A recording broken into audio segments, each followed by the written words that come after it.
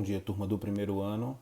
Vamos para nossas atividades de hoje. Nós hoje vamos fazer a atividade de ciências, que também é de português, porque a gente vai trabalhar escrita de palavras, leitura de texto. Então, vocês vão começar fazendo a leitura desse texto que chama O Passeio da Gotinha, escrito por Isabel Cristina Silveira Soares.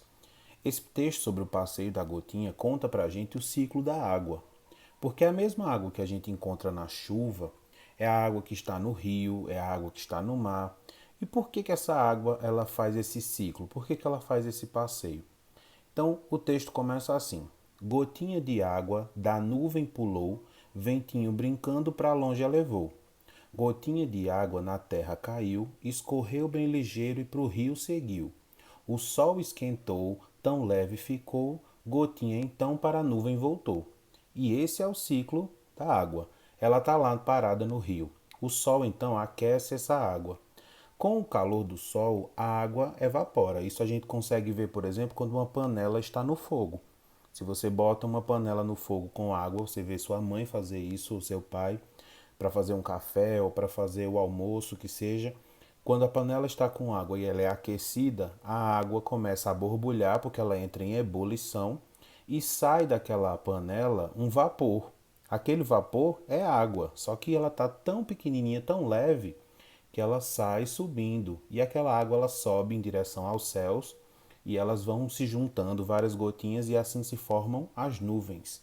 Então, quando as nuvens estão bem pesadas, bem cheias de gotinhas, essa chuva cai e a água então retorna para a terra. Esse é o ciclo, o passeio da gotinha, que é isso que o texto está ensinando para a gente hoje. Na parte de trás dessa tarefa, nós vamos estudar um pouquinho sobre o texto. Então, primeiro você vai ter que circular os pares de rimas de cada estrofe usando as cores diferentes para cada par.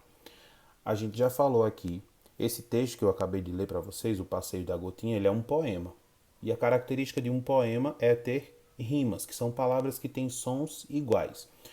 E estrofe são esse grupo de 4 linhas que o poema vai sendo dividido. No total, ele tem 12 linhas. Mas perceba, tem o título, o nome da autora, em seguida vem 4 linhas, um espaço, mais 4 linhas, outro espaço. Então esse poema ele tem 3 estrofes e tem 12 versos. O nome de cada uma dessas linhas é verso. Então, por exemplo, na primeira estrofe está escrito assim: gotinha de água da nuvem pulou, ventinho brincando para longe a levou. Para a palavra rimar, a rima aparece no final das palavras. Para o poema, a gente não vai pegar a palavra que está no começo da frase, não. É a do final. Então, água pulou, brincando, levou. Qual dessas 4 palavras estão rimando? Nós temos aí pulou, que termina igual a levou. Percebam aí, ó, as 2 letrinhas do final são iguais. Então, essas 2 palavras estão rimando. Então, com a mesma cor, você vai circular essas 2. Na estrofe de baixo tem mais palavras rimando e na outra também. Então, você vai escolher 3 cores para fazer a primeira questão. Depois, você volta lá para a parte de trás da tarefa e tem escreva o nome desses desenhos. Tem 3 desenhos que aparecem no poema. Nós temos um sol, uma gota ou gotinha, você pode pegar o nome lá do poema, e nós temos a nuvem. Embaixo nós temos complete os quadrinhos com as palavras do texto de acordo com a quantidade de letra e com a letra inicial. Preste atenção bastante. Nós temos aí uma palavra que começa com S e tenha 3 letras. Então você vai olhar lá no poema que palavra é essa, completa com as letrinhas que estão faltando. Depois nós temos com a letra A, mas essa letra A tem um acento. Então você vai procurar uma palavra que tenha a letra A no começo e seja de 4 letras. A mesma coisa com a letra T, a letra R, a letra V e a letra E. No final de cada uma dessas linhas tem a quantidade de letras que essa palavra pode ter. Não esquece de pintar a sua tarefa. Eu tenho visto algumas tarefas sem pintar. Não fica bonito.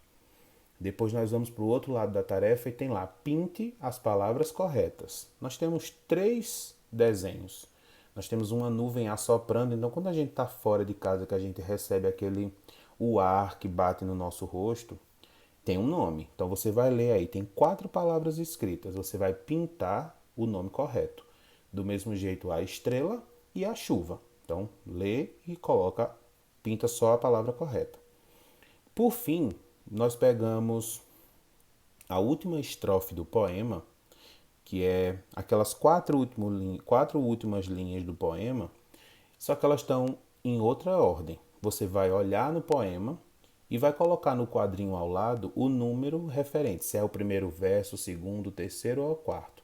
Tá aí, gotinha então, o sol esquentou, para a nuvem voltou, tão leve ficou.